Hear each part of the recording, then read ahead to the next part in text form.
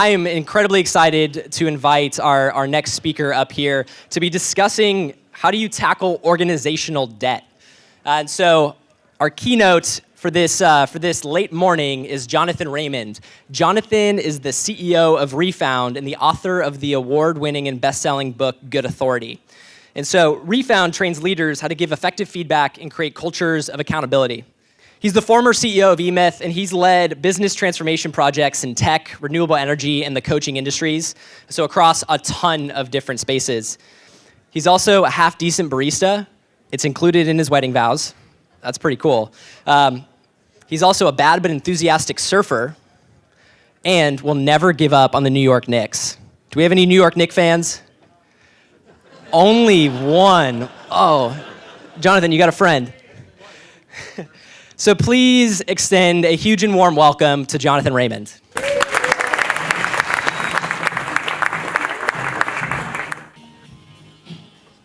Technical debt.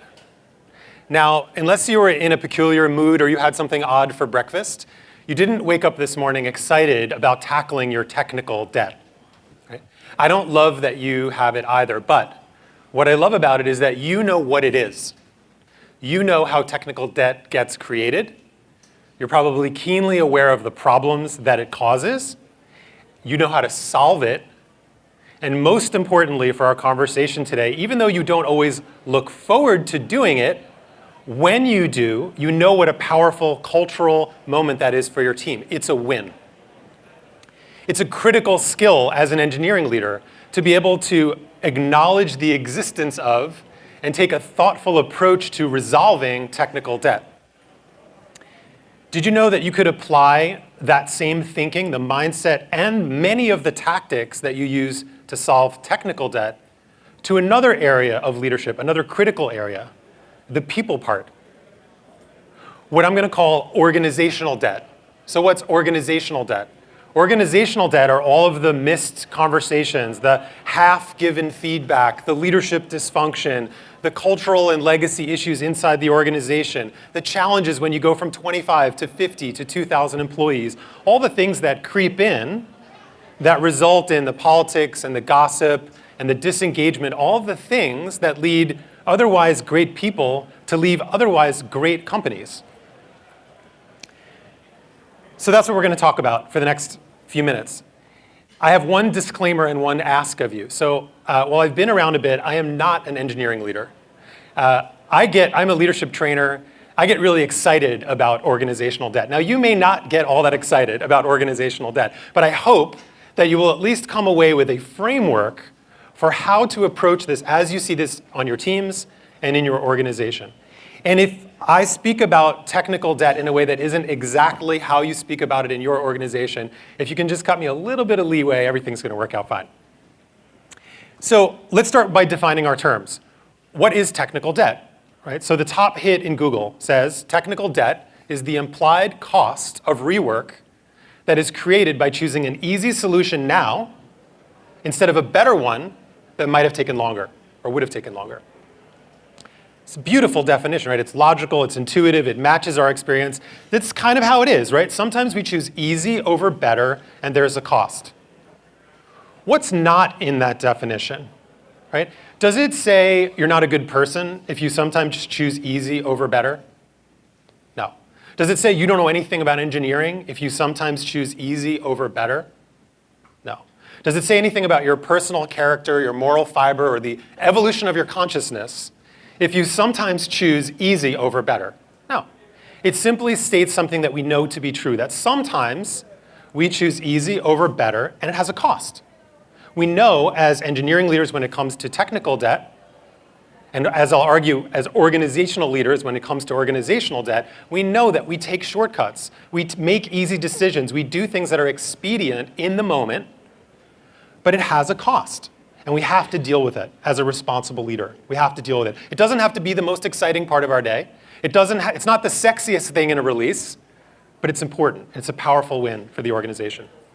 So let's start. How do you know when you have or you suspect that you have a piece of technical debt? Well, you're probably going to tell me when I walk into the hallway some ways that I didn't think of, but there are at least three.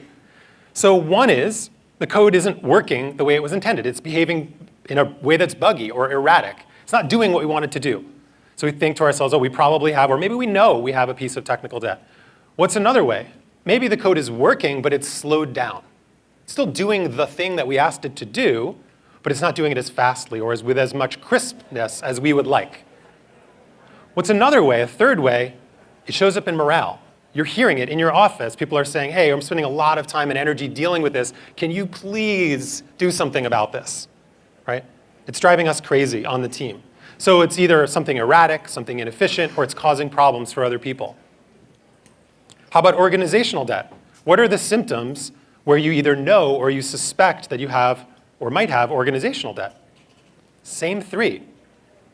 Somebody or some group of people is behaving erratically, doing something unexpected. Or second, maybe they're doing the thing you asked them to do, but it doesn't have that same crispness. It doesn't have the same quality that it used to. Then it's like, oh, there must be something going on. Or third, a person or people are causing problems for others, right? And you're hearing about it in your office, and it's cutting into your creative and strategic time, because people are coming to your office and saying, hey, can you please do something about this, right? So what's the first thing that you do? What's the first step that you take when you suspect or think you have a piece of technical debt? Do you go and solve it? No. The first thing that you do is you name it, right? Now maybe that's putting a sticky note on a whiteboard or a task in Asana or whatever tool you use, but you take a pure first step. You just name it. You get it out of your head and you put it on a page or the page. Why? Why is that so important? The reason why that's so important when it comes to technical debt is because the universe of things that you don't know yet is enormous, right? You don't know how big it is. You don't know what that debt is touching. You don't know what's going to happen if you pull on it. You don't know what its favorite color is or its favorite stuffed animal. You don't know anything about it other than you know it's causing problems. That's it. That's all. But that's all you need to know, because now you can have conversations about it, right? So when it comes to let's go back one sec. So on technical debt, right, so what are the things that you don't know, right? So you don't know how big it is. You don't know what the implications are. You don't know how expensive the fix is going to be, really important, right? You don't have a project plan for how you're going to solve for it. You don't have anyone accountable for who's going to be responsible for solving it. And you haven't made the choice as a team or an organization to actually tackle it. So let's flip to the other side, to organizational debt. Same first step. If you suspect that you have a piece of debt on your team, something that isn't quite right, somebody's behaving in an odd or unexpected way, or they're not doing the work the way they used to, or you're hearing a lot of gossip and politics and you think, you know what, we've got a piece of organizational debt. I want to do something about it. The first step is that pure muscle of naming it, getting out in the open. So it might, with a person, it might sound something like, hey, Kevin, you seem a little distracted in our stand-ups this week. Is there anything going on? I'm not trying to solve it. I don't know why Kevin is feeling that way. I'm not making an assumption or a judgment. I'm not punishing Kevin for being a little bit distracted. I'm just naming it so that we can have more conversation about it. When it comes to those things that are in the culture that are hard to talk about, finding a way, hey, I don't know what it is, but there's something about the way we're working. I don't know, are you picking up what I'm picking up? It may be a little bit harder to quantify, it may be a little bit harder to put some boxes around than technical debt, but it's the same. It's taking it out of your head, out of your subconscious awareness maybe, and bringing it up to the surface so that you can work with it. So that's the first step. That's naming, whether it comes to technical debt or organizational debt, naming it, getting it out in the open, that pure first moment of awareness. Okay. What do you do next with technical debt? You still don't go into solution mode. That's not what you do next. You ask more questions, right? You're going to do some scoping, right? So you're going to find out, well, how big is it? What does it touch? What are the parameters of this problem? Maybe the thing that we first thought was the problem is actually a symptom of a deeper problem. So we're asking questions. We're in this phase of scoping. We're in the state of curiosity so that we make sure that we're going to solve the right problem, because we know how important the resources are that it's going to take, that we're going to have to divert to tackle that piece of debt. Let's make sure we're solving the right problem. So we do scoping. Let's talk about the organizational side. Same thing. You're going to ask more questions. You're going to stay in that space of curiosity, whether that's in a hallway conversation with somebody or in a team meeting or even in an all hands, right? You're going to ask more questions. What are you seeing? What am I not noticing? Maybe there's something that I'm doing that is contributing to this problem that I'm not aware of yet. I really want to know those things. You have to create space to do scoping in an intelligent way, just as you would with a piece of technical debt. So, first two steps. We've named it. We've gotten out in the open so we can have a conversation about it without judgment, without punitivity, without blaming. The next thing, we're scoping. Right, we're saying, okay, well, let's get some more parameters. Let's understand the problem better. Let's get more fidelity on this problem so that we can design an intelligent solution. What do you do next? If someone on your team came to you and said, hey, we have this piece of technical debt. We want to roll it into the next release. We want to design a fix. And we've done some scoping. We've asked some questions. We really think it touches a bunch of stuff, but we think we have our heads around it. What's the next question, or one of the next questions that you're going to ask if you're on your game, or you should ask? What's the business case? Because if you have a piece of technical debt that's costing you $5 a day, but it's going to cost $3 million to fix, you ain't going to do it, right? So your team is going to have to sell you on diverting precious resources towards tackling that piece of technical debt over others. Diverting resources from other projects. There are many things that you could put your dollars and time and people and morale against. You only have so much of that in the bank. So your team's going to have to sell you on it. Or you're going to have to sell your manager, if you have one, hey, this is what the cost of inaction is really high. That's how you sell somebody on doing something new most of the time. Hey, if you stay doing what we've been doing, this pain that we have that's like this is just going to keep getting bigger. And it's going to get more and more expensive to fix later. I think we should do something about it. It's part of your skill. Maybe you may not think of yourself as a salesperson in that way, but that's part of what we do all the time, right? When we have limited resources and we're trying to manage priorities. When it comes to the organizational debt side of it, right? So we've named it, we've done some scoping, we've asked some questions. What does that look like when it comes to resolving or tackling organizational debt? Now we're into helping people understand we still have to sell, right? A lot of good people management is about selling, not in a cheesy way, not in a slimy way, but it's about helping people see a gap. What is sales, right? Sales is helping people see a gap between where they are and where they could be. And if they buy our product or use our service, we're going to help them close that gap. That's your job as a people leader. Hey, here's where you are, here's what you're doing today, and here's where you could be. I'd love to help you get there. I'm your coach, I'm your mentor, whatever it looks like in your organization. But that's the setup, right? But what we do oftentimes, not always, but oftentimes as leaders and managers, is we leave this step in the process unfinished. We give a little bit of feedback. We talk a little bit about how it might be causing some problems, but we don't do the step of actually selling that person on why that's so important, using the same parameter. What's the cost of inaction? Using questions like, well, if you continue to stay in the state that you're in, how might it be impacting your teammates? They've never asked themselves that question before, usually. If you stay in the state, if you keep showing up on our team this way, how might it be impacting our customers? They probably haven't asked themselves that question, or our partners or vendors. How might it be impacting our working relationship? You don't want to have me frustrated with you. I don't want to be, we're trying to all get along here. How might showing up in this way be impacting our relationship? And most importantly, how is showing up in this way holding you back from the career development that you're looking for, from becoming and getting to that next place that you want to get to in your career? So look at all the steps that we've taken so far, and we haven't solved our piece of technical debt or organizational debt, or have we? Right? We've named it, we've got it out in the open, we got it out of our heads and onto the page. We did some scoping. We said, okay, we need to understand the parameters. We need better fidelity on this problem. Third step, we said, okay, well, we gotta make the sale. We gotta close the deal, right? We're almost home. So we've done these first three steps. We haven't gone into active solutioning yet, but now we will. Because what's the next thing that you do? You've named it, you've scoped it, you've sold the team. Hey, we're gonna tackle this piece of technical debt. What's the next thing? Do you say, oh, well, we should probably do something about that someday. I wonder if somebody will take this on. No. You put a name on it. It's Melissa. And it's going to happen by March 31st. You put a name and a date. If you don't have a name and a date, you don't have accountability. It's just a theory, right? So it doesn't mean there aren't other people that are going to be working on that project, but that project needs a champion. That needs someone who say, hey, this is mine. I'm going to do this. I'm going to enlist. I'm going to get with other people what I need in order to do this, but I'm responsible for this. I'm going to drive this forward. And I'm going to communicate with the rest of you how it's going, and if I need to update something or if I need to change something, right? So we're putting it on the calendar, and there's an avatar. Someone's avatar in some tool is on that project. When it comes to organizational debt, the same thing has to be true.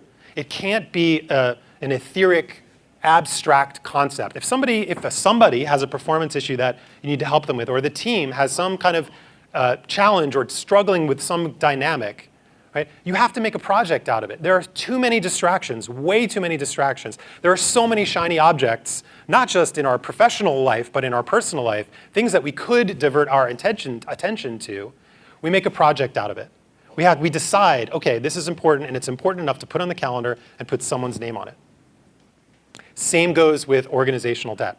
Right? Somebody needs to be responsible. Hey, we need better communication standards on our team. It's a little bit squishy. If I send an email to somebody, when should I expect a response? How do we use Slack? What are the rules of the road for how we do things here? How we're supposed to show up for another? Somebody should own that project. Other people can have input, but somebody should own that. We need to do a better job of managing, of setting clear expectations. Who's going to do that for this piece? Who's going to do it for that piece? Some of that may be yours as the leader of that team. But we put a name on it, and we put it on the calendar. The last step that you do with technical debt, right? So you've named it, you've scoped it, you've sold the team, hey, this is really important. The cost of inaction is too high.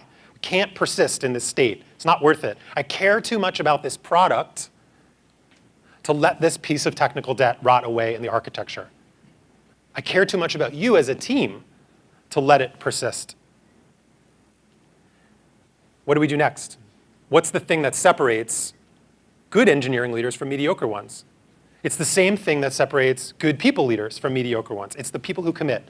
They say, look, we put all this time and effort into understanding what this problem is, of getting more fidelity around it, of moving priorities. And you know what? I know that there's new stuff that's come along. I know we could probably change it, but there's value in completion. We know that if anyone who has ever been on a team other than your own, you know that one of the most difficult things is when you have all these unfinished projects, right? And it always feels like you're kind of constantly restarting things. It's really frustrating. It really degrades morale very quickly, right? So we see it through. We say, look, I know we found this other thing in the process of scoping this piece of debt that we want to retire. We learned some other things. We're going to put it up on the board. Goes in the backlog. We're not forgetting about it, we're not ignoring it, but we're on track, we're committed. We are going to complete this project, not only for the sake of resolving that piece of debt, but for the sake of the health of our team. And that's the thing that separates good people leaders, effective people leaders, is that they change that equation. They say, you know what, it's awkward. Naming it is awkward and uncomfortable. I didn't really know how to do it, but I tried anyway. Asking more questions, taking time out of my day, sitting down in a corner, it's awkward, it's uncomfortable. I'm worried that they're going to get defensive. A million good reasons, right? What if there's some piece of information that's about me? Maybe I caused this, and I don't really want to know that. Whatever the case may be, there are a lot of obstacles, but we see it through. And if you've been on a team, as I'm sure almost everybody in here has, when a performance issue with a specific individual who's been causing problems for others, or some morale or some dynamic, something needs to change in that organization, we have this dual experience where leaders often wait too long, typically way too long. But when they do, when you say, you know what, I'm committed, this is not okay, the cost of inaction is too high, that's when your team goes, whoa. That's the kind of person I want to work for. Somebody who values these other elements, who prioritizes cleaning out our organizational debt, thinking thoughtfully about it, thinking methodically about it, not giving feedback about every little thing, but choosing and picking their spots and realizing what is the highest value things that they can do to advance the cause of our team. That's the person that I want to stick around and work with. Almost regardless of what happens around us at this organization. I'll stay with that manager or leader for a really long time. I saw some nodding heads. People know, like, we'll stay working for a leader for a really long time if they do the right things, if they keep their house in order. So whether it comes to identifying and thinking about and working with technical debt or organizational debt, they're kind of the same. Right? The process, the technical process that you follow, of course, there are vagaries, there are distinctions, but the framework for how to solve it, to name it, to get it out in the open, to do some scoping, right? Ask more questions, stay back in that space of curiosity. Do the work to make people understand, if it's not intuitive at first, hey, the cost of inaction is too high. And then put it on the calendar and put someone's name upon it and have however many conversations you need to have to make sure that the right things happen on your team and your organization. And if you do that, you'll become the leader that your team is waiting for. Thank you so much for listening.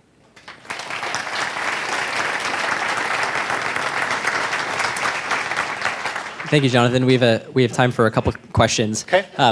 So Jonathan, can you please give some more concrete examples of organizational issues you'd classify as debt? Yeah, so for example, maybe you have a CEO who struggles with delegating and is like overly controlling of process. Maybe anyone ever been around a situation like that?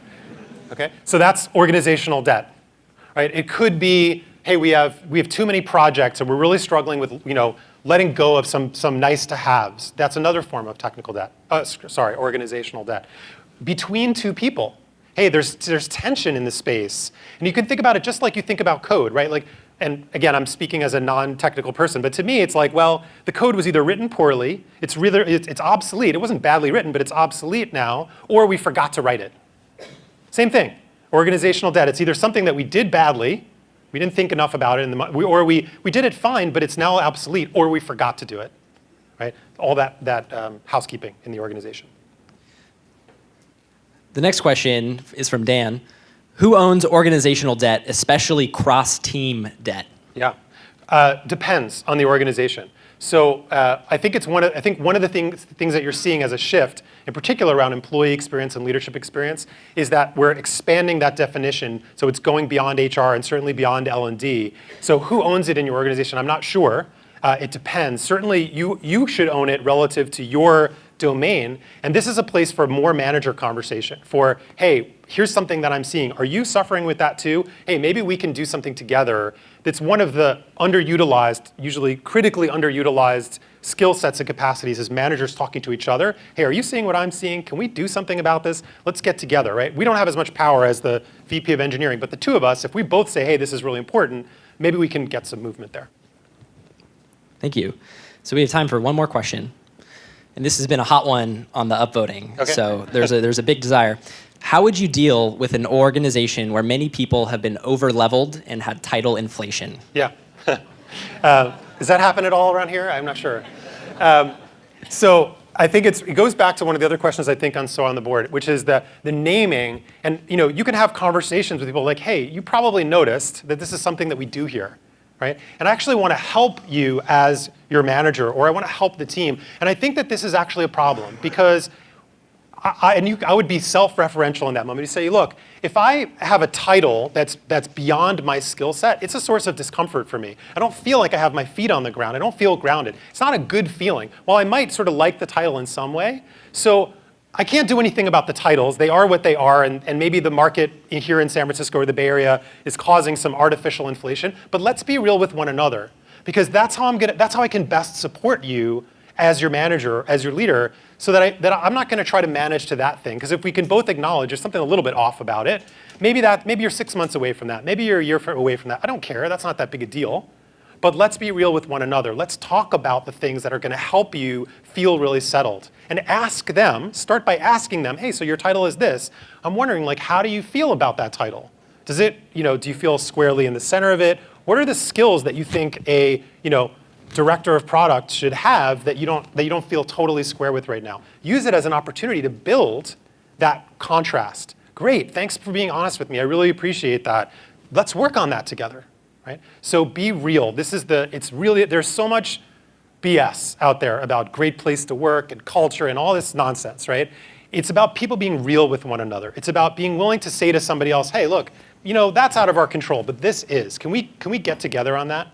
And if you'll be real with your team, that's the best way to do that. And also, one last public service announcement. If you just took over a team that you used to be on, it's a great moment for transparency. Hey, folks, this is weird for me. I used to be on this team, and now I'm leading it. I've got other responsibilities. I'm getting other data. I just got to acknowledge it's a little awkward, right? And I'm going to have to live into that title. I don't expect you to think like, oh, he or she is totally there right now. I'll get there, and I need your help. Where'd he go? There he is. That is all the time that we have for Q&A. Jonathan Raymond, everybody.